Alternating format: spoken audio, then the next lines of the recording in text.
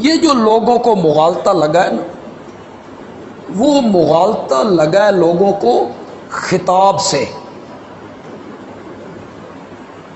السلام علیکہ، سلام ہو آپ پر یا رسول اللہ، اے اللہ کے رسول۔ تو علماء نے سمجھا بھئی اگر وہ سنتے نہیں تو خطاب کیوں کرتے ہیں؟ یہاں سے انہیں دھوکہ لگ گیا۔ اور کئی لوگ آپ دیکھتے ہیں، فیس بک بھی دیکھتے ہوں گے آپ، کئی علماء بیان کرتے رہتے ہیں السلام علیکم یا اہل القبور، سلام ہو تم پر اے قبروں والو۔ وہ کہتے ہیں اگر سنتے نہیں تو خطاب کیوں کرتے ہو؟ علیکم، تم پر، اے قبروں والو۔ تو خطاب کر رہے ہو تو پھر سنتے ہیں تبھی تو خطاب کر رہے ہو۔ یہاں سے ان لوگوں کو مغالطہ لگ گیا ہے۔ ورنہ آپ یقین کریں، نحو کے جو امام ہیں انہوں نے واضح طور پر لکھا ہے کہ خطاب میں سما ضروری نہیں۔ کیا میں نا یہاں خطاب کیا جائے، ضروری نہیں کہ وہ آپ کی بات کو سن، یہ کوئی ضروری نہیں ہے۔ یہ کس نے کہا ہے کہ خطاب کے لیے سما ضروری ہے؟ عجیب بات ہے۔ لوگوں کو یوں ہی آ کے ممبر و محراب پہ بیٹھ کے ورغلاتے رہتے ہیں، اور بیچارے لوگ چونکہ پڑھے لکھے نہیں ہوتے، وہ کہتے ہیں ہاں یار خطاب ہو رہا ہے، سلام ہو تم پر، تو سن نہیں رہے ہیں تو یہ کیوں کہہ رہے؟ حضرت ابراہیم علیہ السلام بتوں کو توڑنے کے لیے معبد خانے میں گئے، وہاں بت رکھے ہوئے ہیں، ان کے آگے شرینیاں پڑی ہوئی نظر و نیاز کے لیے۔ حضرت ابراہیم علیہ السلام ان بتوں کو خطاب کرتے ہیں الا تاکلون، کھاتے کیوں نہیں ہو؟ مالکم، کم کا کیا معنی ہوتا ہے؟ تمہیں کیا ہو گیا ہے؟ یہ شرینیاں پڑی ہوئی ہیں، کھاتے کیوں نہیں ہو؟ مجھ سے ناراض ہو؟ مجھ سے بولتے کیوں نہیں ہو؟ یہ جو حضرت ابراہیم بتوں کو خطاب کر رہے ہیں، کس نظریے سے خطاب کر کہ وہ سن رہے ہیں؟ تو یہ کتنی بودی دلیل ہے اور کتنی کمزور دلیل ہے علماء کی مردوں کے سننے پر، یا نبی اکرم صلی اللہ علیہ وسلم کے سما پر کتنی کمزور دلیل ہے کہ اگر سنتے نہیں تو خطاب کیوں کرتے ہو؟ میں نے کہا کہ خطاب کے لیے سما ضروری نہیں ہے۔ حضرت ابراہیم علیہ السلام نے بتوں کو خطاب کیا ہے، کس نظریے سے خطاب کر رہے ہیں کہ وہ بت سن رہے ہیں؟ چلو اسے چھوڑیے، صبح کی اذان دے رہا ہے مؤذن، یہاں مسجد میں کھڑے ہو کے سپیکر اوپر لگے ہوئے ہیں، وہ کہتا ہے الصلاۃ خیر من النوم۔ آپ اپنے کمرے میں ہیں، بستروں میں ہیں، سردیاں ہیں، آپ کے کان میں آواز پہنچی الصلاۃ خیر من النوم، آپ نے جواب میں کیا کہا؟ صدقتا وبررتا، تو نے سچ کہا، تو نے سچ کہا، تو نے سچ کہا۔ یہ جو آپ اپنے کمرے کے بستر پہ بیٹھ کے مؤذن کو خطاب کر رہے ہیں، تو نے سچ کہا، سن رہا ہے؟ کئی مؤذن تے ایسے ہوندے جڑے مسجد دے وچ نہیں سنتے، آپ کمروں میں سے اسے بلا رہے تو وہ آپ کی، تو کیوں خطاب کر رہے ہیں آپ اس مؤذن کو؟ صدقتا، تو نے سچ کہا، تو نے نیکی کا حکم دیا۔ تو میرے عرض کرنے کا مقصد یہ ہے کہ خطاب میں سما ضروری نہیں ہے۔ کتنی مثالیں میں اس پر پیش کروں۔ میرے آقا کی انگلی زخمی ہو گئی، اس میں سے خون بہنے لگ گیا، میرے آقا انگلی کو خطاب کرتے ہیں حل انتے، یہ انتے کون سا ضمیر ہے؟ خطاب کی ضمیر ہے۔ حل انت الا اسمع دمیتی وفی سبیل اللہ ما لقیتی، تو ایک انگلی تو ہے، تو ایک انگلی تو ہے جو اللہ کے راہ میں زخمی ہوئی ہے۔ یہ میرا آقا جو انگلی کو خطاب کر رہا ہے، کس نظریے سے خطاب کر رہے ہیں کہ وہ انگلی سن رہی ہے؟ تو یہ کس نے کہہ دیا؟ یہ کتنی بودی دلیل علماء دیتے ہیں کہ اگر سنتے نہیں ہیں تو خطاب کیوں کرتے ہو؟ حضرت سیدنا فاروق اعظم رضی اللہ تعالیٰ عنہ احرام باندھنے کے بعد حجر اسود کے قریب آئے، بوسہ لے کر طواف شروع کرنے۔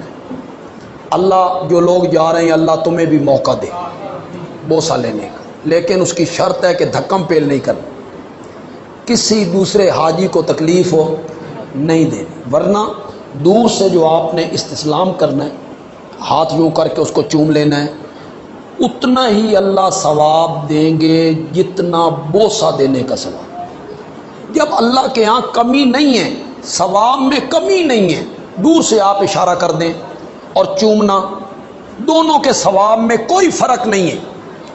ہاں موقع ملے، کوئی لین لگی ہوئی ہو اور اس لین میں لگ کر آپ چوم لیں تو پھر بڑی خوش بختی کی بات ہے، خوش نصیبی کی بات ہے۔ حضرت عمر حجر اسود کے قریب آئے، اسے چومنے لگے نا تو ذہن میں آیا کہ میرے ارد گرد نئے مسلمان ہونے والے لوگ موجود ہیں، یہ کہیں گے ہمیں بتوں کے چومنے پکارنے سے منع کرتے ہیں، خود بت چومن لگے، پتھر چومنے لگے ہیں، تو یہ کیا سوچیں گے؟ تو حضرت عمر ایک قدم پیچھے ہٹے اور پیچھے ہٹ کے حجر اسود کو خطاب کیا، انی عالم انا کا حجر، انا کا کاف ضمیر کون سی؟ میں اچھی طرح جانتا ہوں تو ایک بے جان پتھر ہے، لا تنفع، تو نفع بھی نہیں دے سکتا، ولا تضرو، تو نقصان بھی نہیں دے سکتا۔ اگر میرے آقا نے تجھے نہ چوما ہوتا نا تو عمر تجھے کبھی نہ چوم۔ تو یہ جو حجر اسود کو خطاب کر رہے ہیں، حضرت عمر خطاب کر رہے ہیں تو کس عقیدے سے کر رہے ہیں کہ وہ حجر اسود سن رہا ہے؟ میں اس پر کتنی مثالیں پیش کرتا چلا جی، میں نے ڈھیر ساری مثالیں اس پر آپ کے سامنے عرض کر دی ہیں کہ خطاب کے لیے سماع ضروری نہیں۔ گزشتہ دنوں ایک عالم میرے ایک کلپ کا جواب ریکارڈ کروا رہے تھے کہ بندیالوی کہتا ہے مردے نہیں سنتے، تو قرآن کی کوئی آیت پیش کرو، تو وہ کہتا ہے 3 آیتاں میں پیش کر چھڑنا۔ ان میں سے انہوں نے ایک آیت کیا پیش کی کہ قوم سمود تباہ ہو گئی اور مر کھپ گئے، تو حضرت صالح ان کے اوپر آ کے کہتے ہیں میں نے تو تمہیں اللہ کا پیغام پہنچا دیا تھا، میں نے تو تمہیں اللہ کا پیغام پہنچا دیا تھا، میں نے تمہاری خیرخواہی کی تھی، لیکن تم خیرخواہ لوگوں کو اچھا نہیں سمجھتے ہو، تسا میری گل نہیں نہ مننی۔ تو انہوں نے کہا ویکھو حضرت صالح ان کو خطاب کر رہے ہیں، اگر وہ سن نہیں رہے تھے تو خطاب کیوں ہو رہا ہے؟ یہ ان کی سب سے بڑی دلیل تھی۔ میں نے کہا آپ مفسرین کی کتابیں اٹھائیں، یہ خطاب عذاب آنے سے پہلے کا ہے، ذکر بعد میں کر دیا گیا ہے، ورنہ خطاب پہلے کا ہے۔ حضرت صالح جب وہاں سے رخصت ہو رہے ہیں نا تو یہ کہہ کے رخصت ہو رہے ہیں میں نے تو تمہیں سمجھایا ہے، تم سمجھے بھی نہیں۔ لیکن اگر اس پر بھی کوئی بات بندہ مطمئن نہیں ہوتا تو جتنے آپ لوگ بیٹھے ہیں آپ فیصلہ کریں۔ ایک بندے کا بیٹا ہو، موٹر سائیکل تیز چلاتا ہو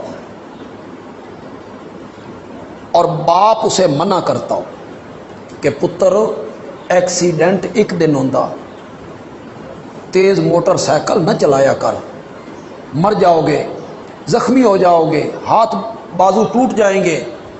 روزانہ باپ سمجھاتا ہے، بیٹا اکھڑ ہے، مانتا ہی نہیں۔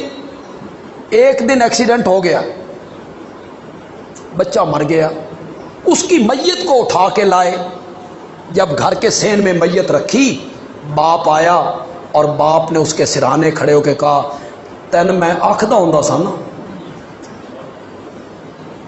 تین میں سمجھاندا سا نا کہ پتر تیز موٹر سائیکل نہیں چلائی دا تے تو میری گل نہیں نہ مننی، پھر آج نتیجہ ویکھ لے آئی۔ سچی سچی بات کرو، یہ باپ جو اس مرے ہوئے بیٹے سے اوپر کھڑے ہو کے بات کر رہا ہے کس نظریے سے کر سن رہا ہے؟ تو یہ کوئی ضروری ہے کہ خطاب کیا جائے تو اس میں نظریہ یہ ہو؟